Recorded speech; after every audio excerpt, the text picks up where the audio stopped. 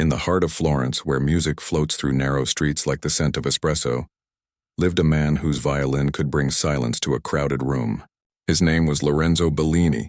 For more than 20 years, he had been celebrated as one of Italy's finest violinists. His concerts were always sold out, his name printed in gold letters on posters that hung outside every famous opera house in Europe. People admired his discipline, his precision, and his pride in the rich traditions of classical music. To many, Lorenzo seemed almost untouchable, an artist who spoke through strings and lived for perfection. He had studied at the best conservatories, performed with world-renowned orchestras, and taught young musicians who dreamed of becoming like him one day. But fame has a way of building walls around people, and somewhere behind his polished smile, Lorenzo began to see himself not just as a musician, but as the keeper of what he believed was the highest form of art. He spent hours every morning practicing the same passages from Paganini and Vivaldi, chasing flawless execution. Every note had to be exactly in place, every bow stroke timed like clockwork. His students admired his dedication but often left his lessons feeling small, as if they could never reach the level of perfection he demanded. To Lorenzo, music was not about feeling. It was about discipline, technique, and mastery.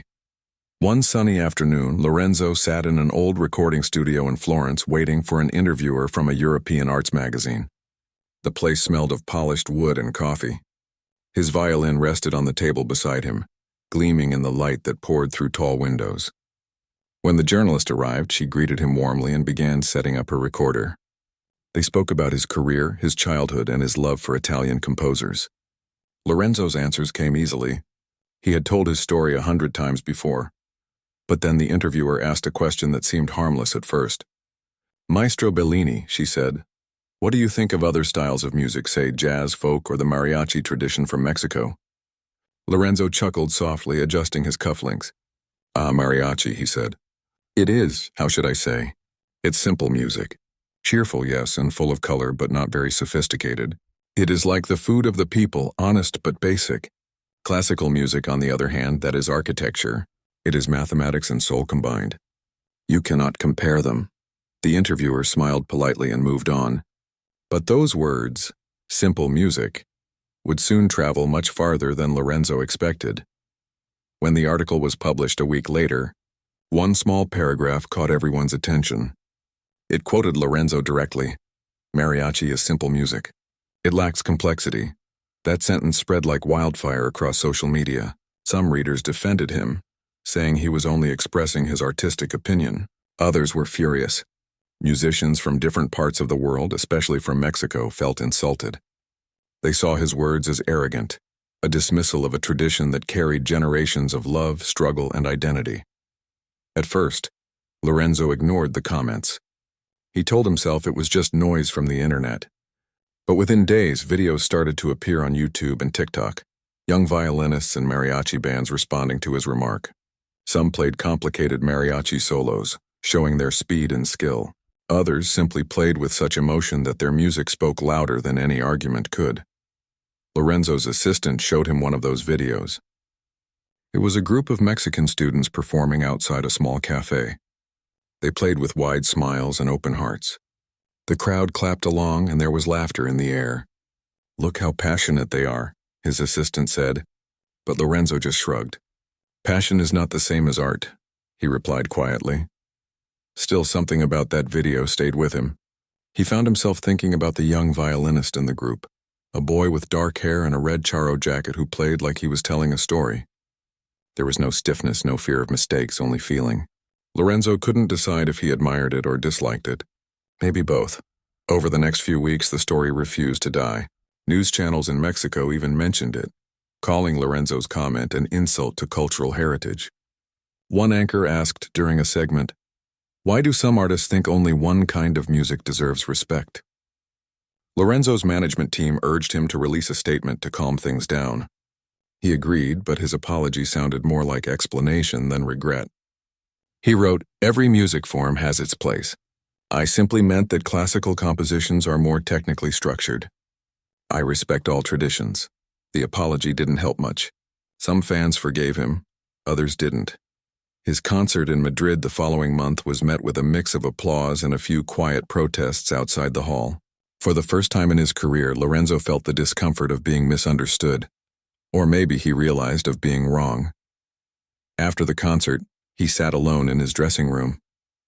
The applause still echoed faintly in the background, but he couldn't enjoy it. He took his violin from its case and began to play softly, almost absent-mindedly. He played one of the pieces he had performed that night, Vivaldi's Winter. It was technically perfect, but he noticed something strange. It sounded empty. The notes were right, but they didn't move him the way they once did. He stopped and stared at his reflection in the mirror. He saw a man who had spent his whole life chasing perfection but had forgotten why he started playing music in the first place. The next day, his manager called with news. "Lorenzo, the Global Strings Festival in Madrid is inviting you to perform next month," she said excitedly. "It's a big event, artists from all over the world. Classical, folk, even traditional musicians. It could be good for your image." Lorenzo hesitated. The last thing he wanted was to share a stage with musicians he had just unintentionally offended. But turning it down might make him look guilty. So he agreed. "Yes, book it," he said. "I will go." As the weeks passed, posters for the festival appeared online. Dozens of musicians were listed, including one name that began to appear in comments and discussions. Diego Morales, a 22-year-old violinist from Guadalajara, Mexico. The internet called him the future of mariachi violin. His videos were everywhere, millions of views showing him mixing classical and mariachi techniques in breathtaking ways. Lorenzo saw one of the clips by accident. Diego stood under the open sky, playing a piece that began with a traditional mariachi melody and then flowed into a passage from Paganini, almost as if challenging anyone who said mariachi lacked depth. The transitions were seamless. Every note carried both skill and soul. For a long moment, Lorenzo watched without moving. When the video ended, he closed his laptop and sat silently. He didn't admit it to himself, but he felt something deep inside, a mix of admiration, envy, and maybe a touch of fear. The night before the festival, Lorenzo arrived in Madrid. The hotel lobby buzzed with musicians from different countries. Some carried guitars, others violins, cellos, and traditional instruments he had never seen before. It was a gathering of sounds from every corner of the world. At dinner, he overheard two young artists talking excitedly. "Did you hear Diego Morales will perform on the same stage as Lorenzo Bellini?" One said, "It's going to be amazing. Maybe he'll show the maestro what simple music really means." They both laughed. Lorenzo pretended not to hear, but the words stung. Later that night, he stood on the balcony of his hotel room, looking at the city lights. He thought about how a single sentence had brought him here, facing an audience that might be waiting not just to hear him play, but to see if he had learned anything. He felt something he hadn't felt in years: uncertainty. He picked up his violin and played softly, not the classical pieces he knew by heart, but the tune from that mariachi video he couldn't forget. The melody was simple, yes, but as he played, he realized it carried something he had lost along the way: warmth, honesty, and humanity. He stopped midway, smiled a little, and whispered to himself, maybe not so simple after all. The next day would bring him face to face with Diego Morales, the young musician whose music was about to change everything. In a small neighborhood in Guadalajara, Mexico, the sound of violins filled the evening air. It wasn't a concert hall, just a narrow street where families sat outside their homes, listening to music as the sun began to set. Among the musicians stood a young man named Diego Morales. His charro jacket shone under the soft light, and his bow moved across the strings like a bird gliding through the air. Every note carried life, laughter, love, pride, and something deeper that only music could explain. Diego had grown up surrounded by mariachi. His father played the guitar in a small local group, and his mother sang folk songs while cooking dinner. They didn't have much money, but their house was always full of music. Diego learned the violin when he was just 6 years old, using an old instrument that his father had repaired from pieces of another.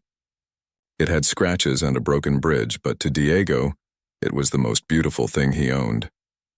From the beginning, he was different. While other kids ran outside to play soccer, Diego would sit for hours trying to master a single phrase on his violin. He didn't just want to play. He wanted to understand how music could make people feel something. He would close his eyes and imagine himself performing in front of thousands, not for fame, but to make them feel what he felt when he played. As he grew older, Diego began listening to classical musicians. He admired their precision and discipline. He would spend nights watching videos of great violinists from around the world. Yehudi Menuhin, Itzhak Perlman, and others who seemed to make their violins sing like human voices. He wanted to learn their language too. But when he tried mixing classical technique with mariachi rhythm, some people laughed. "Why do you want to make mariachi sound like European music?" his friends teased. "It's already perfect the way it is." Diego just smiled and said, "I'm not trying to change it. I'm trying to show the world how beautiful it already is." Then one day his phone buzzed with a message from a friend. "You have to see this," the message read. It was a link to an interview with an Italian violinist, Lorenzo Bellini. Diego didn't know much about him, but he pressed play. He watched as the elegant man in the video spoke confidently, surrounded by awards and expensive instruments. Then came the sentence that made Diego pause. "Mariachi is simple music," Lorenzo said, smiling slightly. "It's charming, but it lacks complexity." Diego replayed that line twice as if trying to make sure he'd heard it correctly. His first reaction wasn't anger, it was sadness. He thought of his father, who played for weddings and birthdays, sometimes earning just enough to feed the family. He thought of the long nights his mother sang under dim lights, never losing her joy. To him, mariachi wasn't simple, it was life itself. It told stories of pain, hope, and pride in every note. He sat quietly for a while, then took his violin and began to play.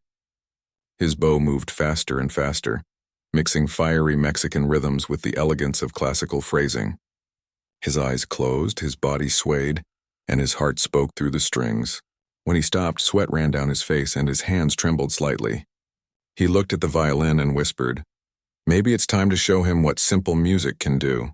A few weeks later, Diego saw a post online about the Global Strings Festival in Madrid, an international event bringing together musicians from all over the world. The announcement said that Lorenzo Bellini himself would be performing there. Diego stared at the screen, reading it over and over. His pulse quickened.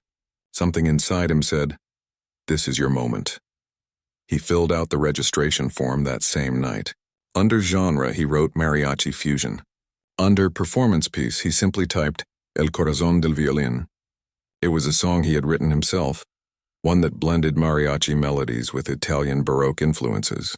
He had been working on it for months, never imagining it would one day bring him face to face with the man who called his music simple. For the next few weeks, Diego practiced harder than ever. His friends would find him rehearsing until midnight, sometimes outdoors, sometimes in the small community center where he gave free lessons to children. They noticed the fire in his eyes, not anger, but purpose. "You really think he'll watch you?" one of them asked. Diego smiled and said, "He doesn't need to. He just needs to listen." When the day of his flight arrived, Diego hugged his parents goodbye. His father placed a hand on his shoulder and said, "Son, remember, music doesn't need to prove anything. Just play from your heart." His mother gave him a small medal of Saint Cecilia, the patron saint of musicians. "For good luck," she said with a tearful smile. It was Diego's first time leaving Mexico. When he landed in Madrid, everything felt different. The air, the buildings, even the way people spoke. But the music in his heart remained the same. The festival organizers welcomed him kindly, though some looked surprised when he arrived in traditional mariachi attire. He didn't mind.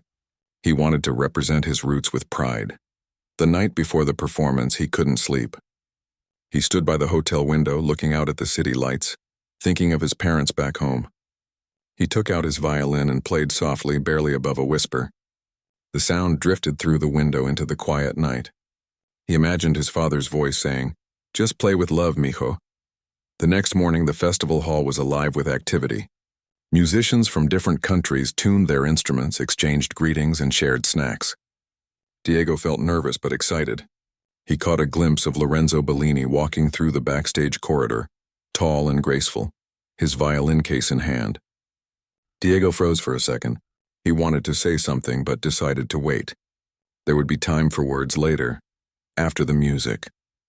When it was finally his turn to perform, Diego stepped onto the stage. The lights were bright and the audience was filled with people from every corner of the world. Critics, musicians, and fans. For a moment he felt small. Then he remembered his father's words and took a deep breath. He lifted his bow and began. The first notes were soft and pure, a traditional mariachi melody that warmed the room like sunlight. Then slowly the rhythm shifted. The chords deepened, the tempo quickened. He added a passage inspired by Vivaldi, his fingers dancing over the strings with impossible speed. The crowd grew silent, drawn into the whirlwind of sound. The two worlds, mariachi and classical, met and embraced right before their eyes.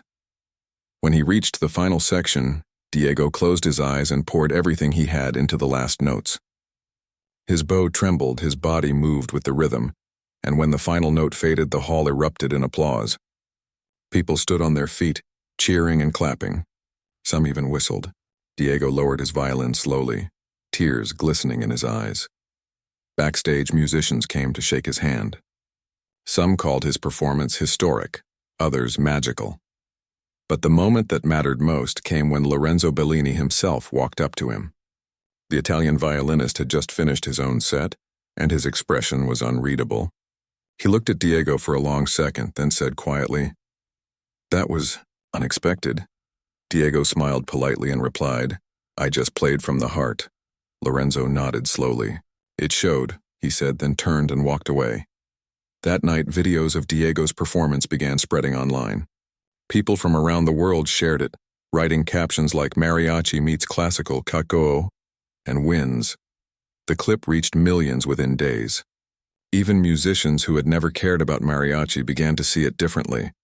Back home in Guadalajara, Diego's parents watched the performance on their small TV, their faces glowing with pride. His father wiped his eyes and whispered, "He did it." Diego, meanwhile, sat alone in his hotel room. He looked at his violin resting on the bed beside him and smiled. He wasn't thinking about fame or revenge.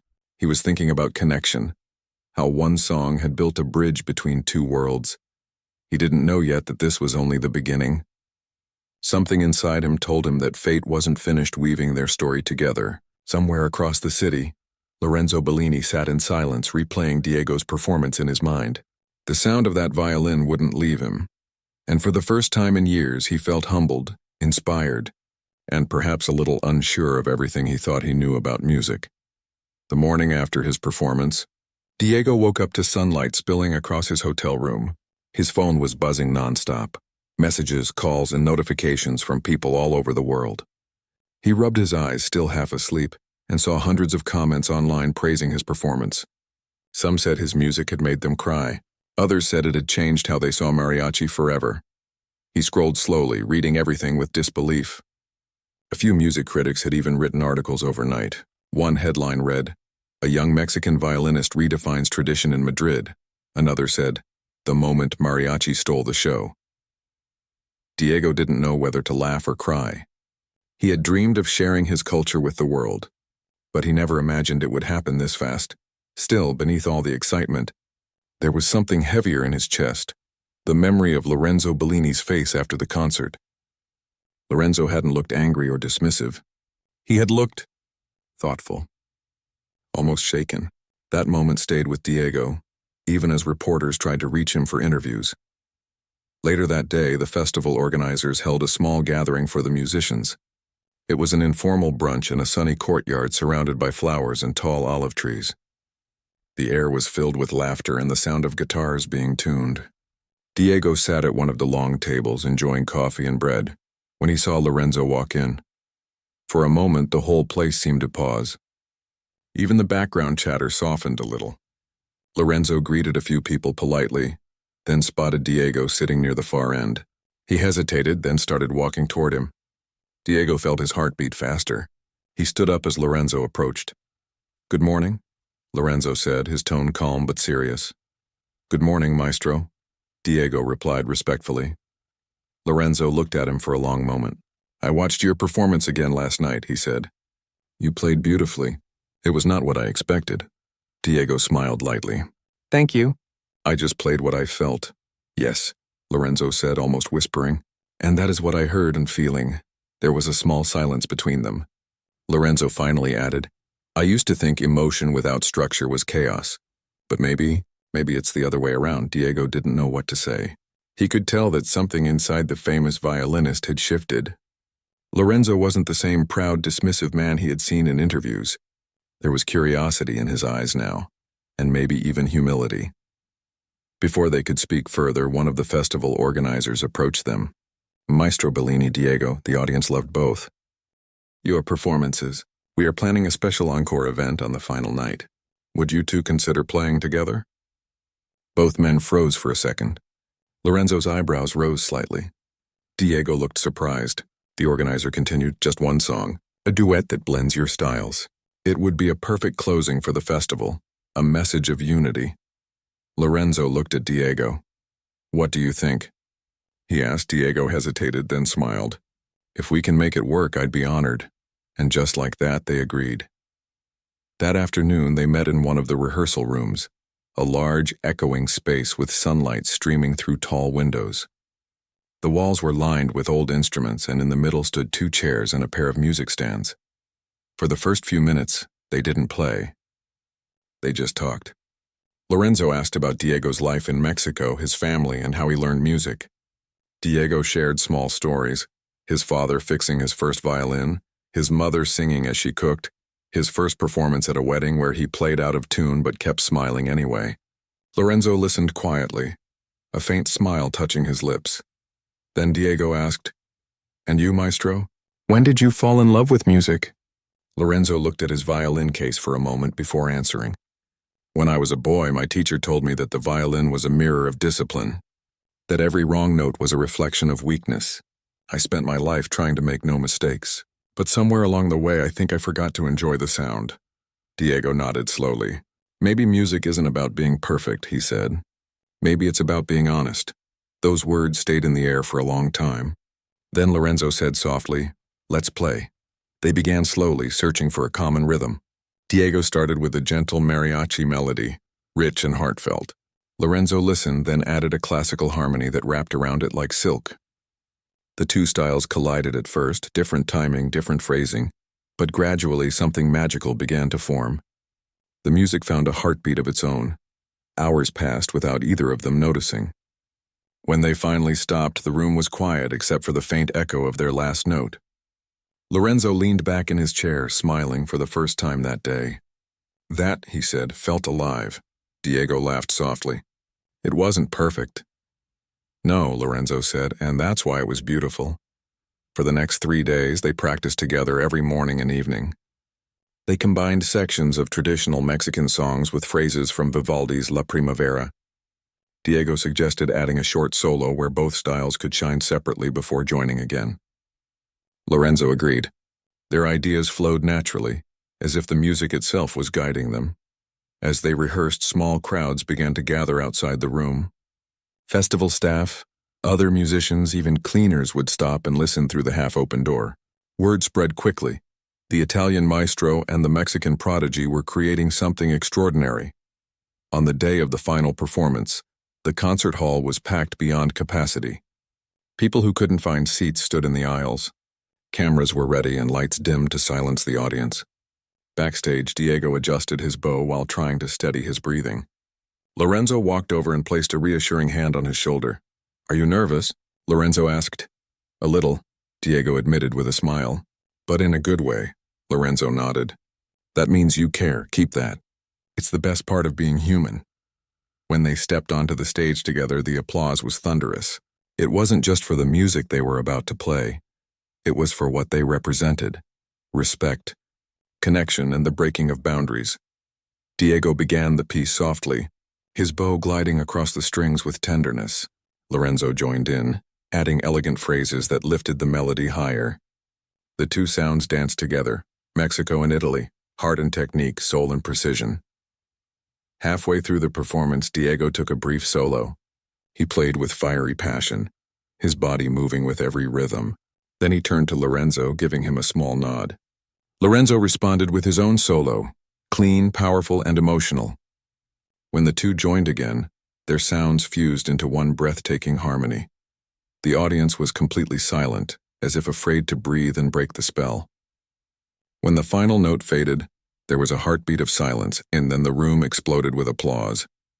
People stood cheering, clapping, shouting their names. Some had tears in their eyes. Lorenzo and Diego looked at each other, both smiling in disbelief. Lorenzo stepped forward, lifted Diego's hand, and raised it high for the audience to see. The crowd cheered louder.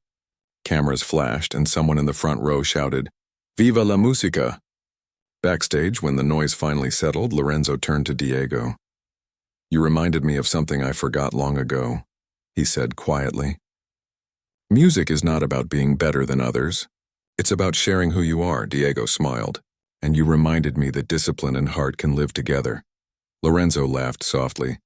"Maybe we both learned something." That night, they sat together in the empty hall after everyone had left. The lights were dim and the stage was quiet. Lorenzo took out his violin one more time and began to play a soft melody. Diego joined him, adding a gentle harmony. It wasn't planned, just two people speaking through their instruments. When they finished, Lorenzo looked at him and said, "Would you consider working together again?" Diego's eyes lit up. "I'd be honored," Lorenzo nodded. "Then let's make something that belongs to both worlds." And from that night, their friendship began. One built not on competition, but on mutual respect. Two violinists from different corners of the world who discovered that music, at its core, doesn't belong to any one country or tradition. It belongs to the heart. As they packed up their instruments, Lorenzo looked at Diego and smiled.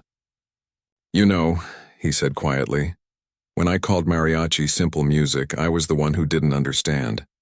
It takes great courage to play from the soul." Diego laughed gently. "We all start somewhere, maestro." Outside, the city of Madrid shimmered under the night sky. Somewhere in the distance, a street musician played a slow mariachi tune on a trumpet. Lorenzo stopped and listened for a moment before whispering, "Beautiful."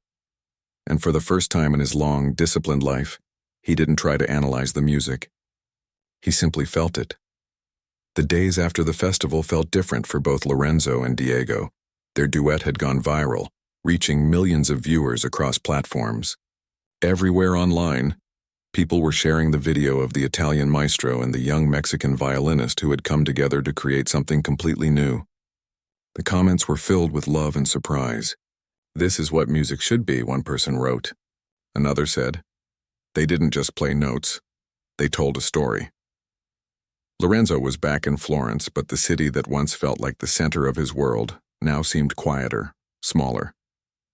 Every time he passed by the music hall or his favorite cafe, people stopped him to talk about the performance in Madrid. Some congratulated him.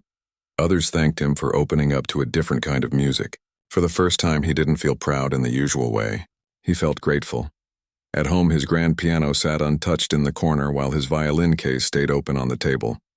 Inside, it was the same instrument he had played for decades, polished, perfect. But somehow, it didn't feel the same anymore. When he lifted it and began to play, he found himself thinking about Diego's sound. The rawness, the emotion, the way his notes seemed to breathe. Lorenzo's bow moved slower now, less mechanical, more alive. In the evenings, he would pour himself a glass of wine and re-watch their performance from Madrid. Every time it made him smile. But what stayed with him most was Diego's smile after they finished, that genuine, unguarded joy.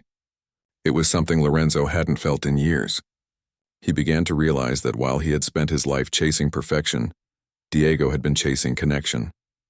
And maybe that was the real heart of music. Meanwhile, back in Guadalajara, Diego's life had changed completely. News outlets wanted interviews, radio stations played his recordings, and music schools invited him to speak. He was grateful, but fame wasn't what he cared about. What mattered to him was that people were finally listening to mariachi with new respect. He received messages from young musicians saying things like, "You made me proud to play the violin," and "You showed the world who we are." One evening, as he was teaching a group of children at the community center, his phone buzzed. It was an international number. He answered, expecting it to be another journalist, but a familiar voice spoke instead. "Diego, it's Lorenzo." Diego's eyes widened. "Maestro, it's good to hear from you." "I've been thinking," Lorenzo said, "about the festival, about what we created. I believe it was only the beginning. What if we made something bigger, an album maybe? A blend of both worlds, classical and mariachi side by side. Diego went silent for a moment. He couldn't believe what he was hearing. Are you serious? Completely, Lorenzo replied. Let's call it something that means what we both felt that night. Something like strings without borders. Diego smiled so wide that his students noticed. I love it, he said. When do we start? Within a month, Diego arrived in Florence. The two musicians reunited in person, this time not as strangers or competitors, but as collaborators. Lorenzo greeted him at the airport with a warm handshake and a smile. Welcome to Italy, he said. You're going to love it here. The studio they used was an old building near the Arno River, with tall ceilings and walls lined with violins, cellos, and guitars from every corner of the world. The air smelled like pine wood and coffee. Lorenzo had already prepared sheet music, though he admitted that this time he didn't plan to follow it too strictly. I'm learning to leave room for surprises, he told Diego with a grin. Their recording sessions were long and emotional. Some days they worked from morning until midnight, experimenting with rhythms, harmonies, and melodies. Diego introduced traditional instruments, the vihuela, the guitarron, and the trumpet, while Lorenzo brought in a small string ensemble and a harpsichord. At first, the mix seemed strange. The classical players struggled to follow the loose mariachi timing, and the mariachi musicians found the European notation stiff and formal. But slowly, they learned to understand each other. One afternoon, after hours of rehearsal, Lorenzo leaned back and said, You know, I used to think music was like a sculpture, fixed and solid.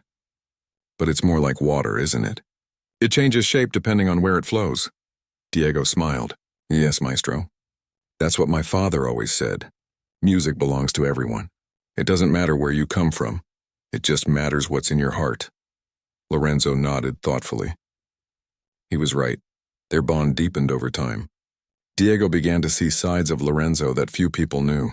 The man who stayed up late reading poetry, the teacher who played lullabies for neighborhood children, the musician who admitted that sometimes he was afraid of losing his purpose. And Lorenzo discovered that Diego, despite his youth, carried an old soul. His music came from love and struggle, not ego. As the album took shape, word began to spread through the music world. Critics were curious, fans were excited, and people waited eagerly to see what two artists from such different backgrounds could create together. They recorded a song called El Puente, The Bridge, which told the story of two travelers from opposite worlds who meet halfway through music. Another track, Viento del Alma, mixed Spanish guitar with Italian strings, flowing like wind through two lands. But the most emotional piece of all came one quiet night when the studio was empty except for them. Diego began playing a slow, haunting melody, something he had written long ago but never performed. Lorenzo listened quietly, then joined in, adding soft, fragile notes that lifted the melody to another world. When they finished, the room was silent. Lorenzo's eyes were wet. What's it called? He asked softly. Diego smiled. It doesn't have a name. It's just something I wrote for my mother when she was sick. Lorenzo nodded, unable to speak. Finally, he said, Let's call it Luz de Casa, Light of Home. When the album was finally released, it took the world by storm. People from different cultures and languages listened to it, and something in the music spoke to everyone. It wasn't just about violin or technique. It was about emotion, humanity, and unity. During their world tour, they played in New York, Paris, Mexico City, and Rome. Every concert ended with standing ovations, but for both of them, the most special show was in Guadalajara. When they walked on stage together, Diego's parents were sitting in the front row. His father wore his best charro suit, and his mother held the medal she had once given him for luck. Before the concert began, Lorenzo took the microphone. A few years ago, he said in slow, careful Spanish, I called mariachi simple music. Tonight I want to say from my heart I was wrong. Mariachi is not simple. It is powerful. It is love, pride, and soul. It is everything music should be. The audience cheered wildly, and Diego's mother wiped tears from her eyes. When they began to play Luz de Casa, the hall filled with emotion so strong that even the other musicians felt their throats tighten. After the concert, they sat backstage in silence for a while. Lorenzo looked at Diego and said, You've given me a new beginning. I used to think my career was complete, but I see now that learning never ends. Diego laughed gently. And you've shown me that structure doesn't kill feeling, it gives it strength. They smiled at each other like father and son, teacher and student, equal and equal. A few months later, during an interview, Lorenzo was asked what had changed him the most since meeting Diego. He smiled softly and said, "I used to think music was a language of the mind. Now I know it's a language of the heart, and the heart speaks many dialects." Diego, in another interview, said something similar. "People think we come from different worlds, but really, we're playing the same song, just in different accents." Their album Strings Without Borders went on to win awards and inspire collaborations between artists from around the globe. But for Lorenzo and Diego, the real reward wasn't fame or trophies. It was friendship.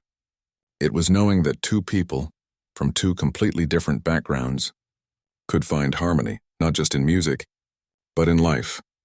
Years later, when people spoke about them, they didn't talk about the controversy or the viral video. They talked about how an Italian maestro and a young Mexican violinist changed the way the world listened. And whenever Lorenzo performed alone, he always ended his concerts the same way, with a quiet smile and a gentle bow toward the audience before saying, "For Diego, and for everyone who plays from the heart." Years passed since that first meeting in Madrid. The world changed in many ways, but the story of Lorenzo and Diego remained alive in the hearts of millions. Their album Strings Without Borders had become more than music. It was a symbol of unity, a reminder that true art knows no nationality, language, or pride. It belonged to everyone who had ever felt something deep when hearing a song. Lorenzo Bellini was now older. His hair had turned mostly silver and his steps were slower, but his eyes still carried that same spark when he held a violin. He had spent the last few years traveling less, preferring to teach young musicians in Florence. His students adored him, not just for his skill, but for his warmth. Gone was the strict, perfection-obsessed teacher who once made them tremble. In his place was a man who smiled often and told stories about what he had learned from a young violinist named Diego Morales. Every morning, Lorenzo would open the small music room in his home, where sunlight poured through wide windows onto wooden floors. The walls were filled with photos, concerts, festivals, and memories. In the center hung one photo that he looked at often, him and Diego on stage, both smiling with their violins raised in the air. Beneath it was written in simple letters, "Music without borders, friendship without fear." One chilly autumn morning, as Lorenzo tuned his violin, his phone rang. It was Diego. They still talked often, even though they now lived an ocean apart. "Maestro," Diego said with his usual warmth. "How are you?" Lorenzo chuckled softly. "They always call me Maestro. I thought we agreed we were equals." "You'll always be Maestro to me," Diego replied with a laugh. They talked for a while about life, about music, about how fast time had moved. Diego had started his own school for young musicians in Guadalajara. He was teaching children from poor families how to play, giving them instruments and hope. Lorenzo loved hearing about it. "You're doing something special," he said. "That is what music is for, to lift people." Then Diego said something that made Lorenzo pause. "Maestro, I've been thinking. It's been 5 years since our last performance together. What if we do one more? Not a big concert, something small, something honest. Just us and the people who love music." Lorenzo smiled, feeling a warmth spread through his chest. "One more time?" he said softly. "Yes, I think I'd like that." A few months later, they met again in Rome. The reunion was emotional. When Diego walked into the rehearsal hall, Lorenzo opened his arms wide. "My friend," he said, his voice trembling slightly, "you look exactly the same." "And you," Diego laughed, "you look wiser." They spent the next few days rehearsing in a quiet old theater. It wasn't about showing off or trying to impress anyone. It was simply two friends sharing what they loved most. Sometimes they would stop playing just to talk about life, about the meaning of success, about family, about how music had changed them both. Lorenzo confessed that he no longer cared about critics or reviews. "I've played in the grandest halls," he said, "but the truest music I ever made was with you on that stage in Madrid."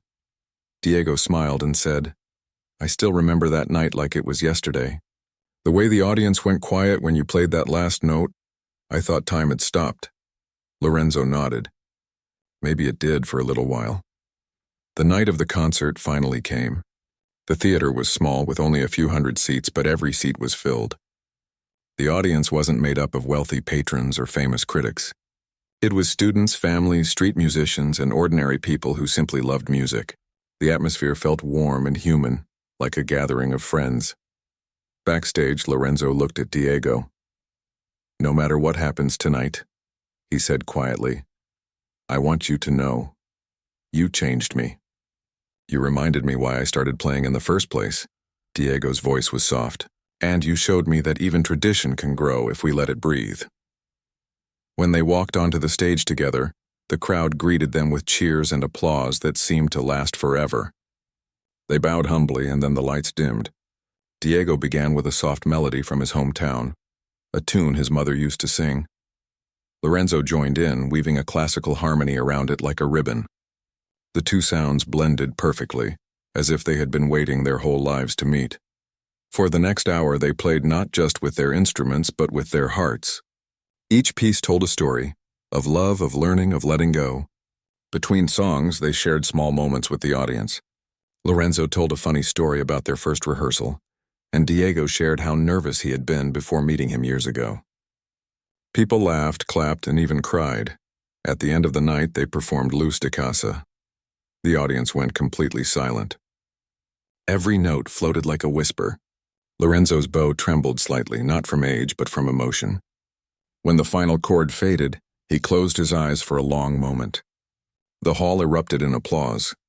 As they bowed together, Lorenzo whispered to Diego, "If this were my last concert, I would be at peace." Diego looked at him and smiled, though his eyes were wet. "Let's not say last. Let's say perfect." After the show, they sat together backstage, too tired to talk much. The theater staff had gone home, and the building was quiet except for the sound of the city outside. Lorenzo looked down at his violin and then at Diego. "You know," he said softly, "when I first heard the word mariachi, I thought it meant something simple.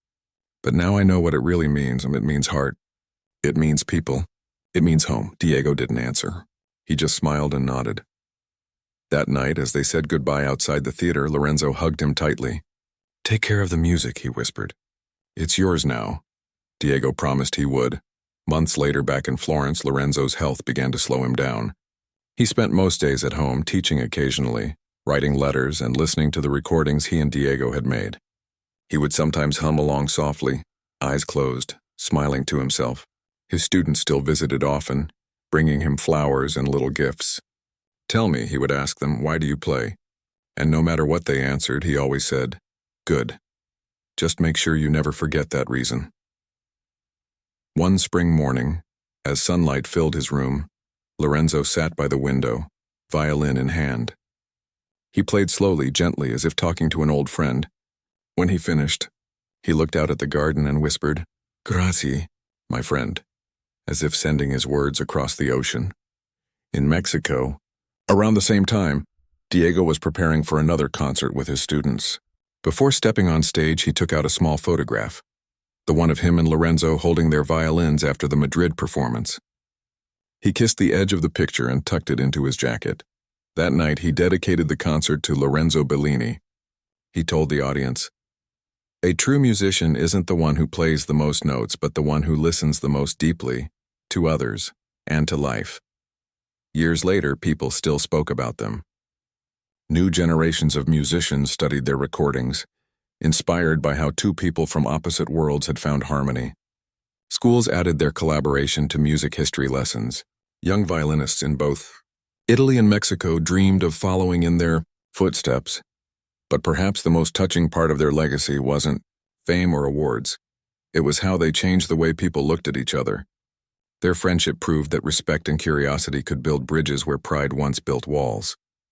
In the heart of Florence, a music hall now bears a plaque that reads, "In honor of Lorenzo Bellini and Diego Morales, who taught us that music is not a competition, but a conversation." And every year on the anniversary of their first duet, musicians gather there to play Luz de Casa. Some play perfectly, others make mistakes, but it doesn't matter. The audience listens with their hearts, not their ears. Somewhere in those notes, the spirit of both men lives on. The proud Italian maestro who learned humility through a song, and the young Mexican violinist who showed the world that simple music can move mountains. And if you listen closely, even now you can almost hear them, two violins, one story, one truth. That music never really ended. It just keeps playing, quietly, wherever there is a heart willing to listen.